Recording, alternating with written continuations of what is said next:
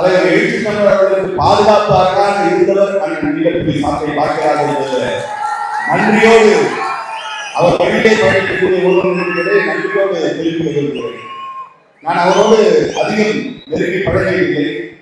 ஆனால் ஒரு நிகழ்விலே, ஒரு திருமண நிகழ்விலே தலைவர் எழுச்சி தமிழரோடு சென்றிருந்த பொழுது அண்ணன் நீலக்குடி சாத்தை பார்க்கிறார் அவர்களோடு அமர்ந்து உணவு அருந்தக்கூடிய அந்த வாய்ப்பை பெற்றிருக்கிறேன். அன்றைக்கு அந்த அரை மணி நேரத்தில் தலைவர் எழுச்சி தமிழர் அவர்கள் மீது அவர் வைத்திருக்கக்கூடிய பற்றும் பாசத்தினால் புரிந்து கொள்ள முடிந்தது.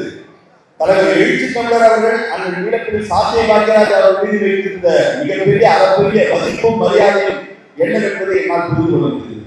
பொதுவாக இது போன்ற நிகழ்ச்சிகளை கலந்து கொண்டு செல்கின்ற பொழுது அந்த நிகழ்ச்சிக்கு சென்று வர முடியுமா என்றால் தலைவர் எழுச்சி தமிழர் இடத்துல சொல்லுவார். ஆனால் இந்த நிகழ்ச்சிக்கு கலந்து கொள்ள வேண்டும் என்று சொல்லுகின்ற பொழுது மாலையிலே ஒரு நிகழ்ச்சி தொழிலாளர்களுடைய போராட்டத்தில் கலந்து கொண்டு அமர்ந்திருந்த பொழுது 3 முறை அவர் அலைபேசியில் அழைத்திருந்தார். நான் அதை கவனிக்கையில் பேசிக் கொண்டிருந்த வந்த பிறகு மற்றொரு அலைபேசியில் வந்தார்.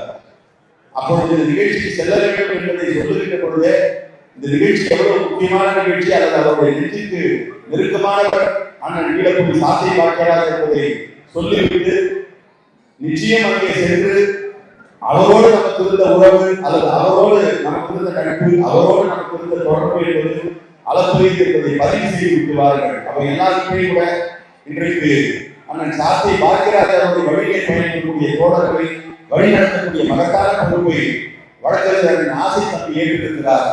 எப்படி அண்ணன் சாத்தை பார்க்கிறாரோடு இணைந்து பல எழுச்சி தமிழர் அரசியல் தளத்திலே பொது தளத்திலே பயணித்தாரோ அதில் எந்தளவும் குறைவில்லாமல் அண்ணன் ஆசை தம்பியோடு விடுதலை சிறை கட்சியும் பல எழுச்சி தமிழருடைய ஒத்துழைப்பும் பங்களிப்பும் அல்லது அவருடைய ஏற்றத்தில் எல்லா வகையிலும் துணை இருப்போம் என்பதை சொல்லிக் கொள்கிறேன். அதே நேரத்தில்